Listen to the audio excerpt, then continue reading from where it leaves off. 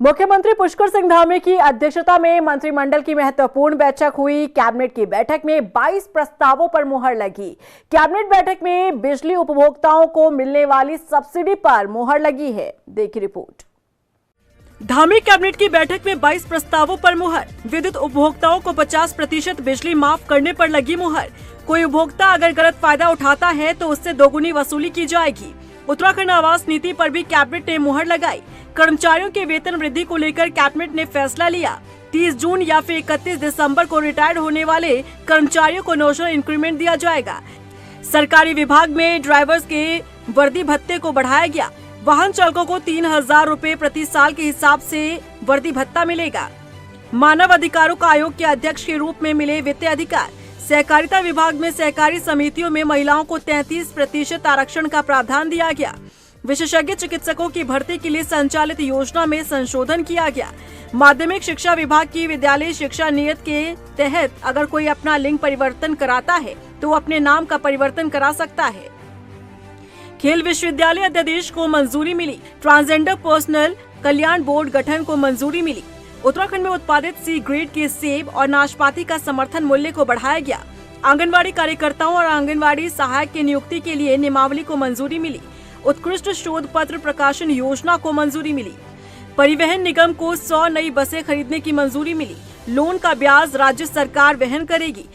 इसके लिए 34 करोड़ रुपए का बजट रखा गया।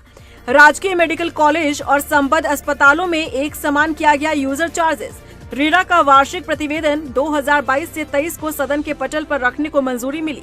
आज जो है उत्तराखंड आवास नीति, इसको भी माननीय कैबिनेट ने अनुमोदन दिया था।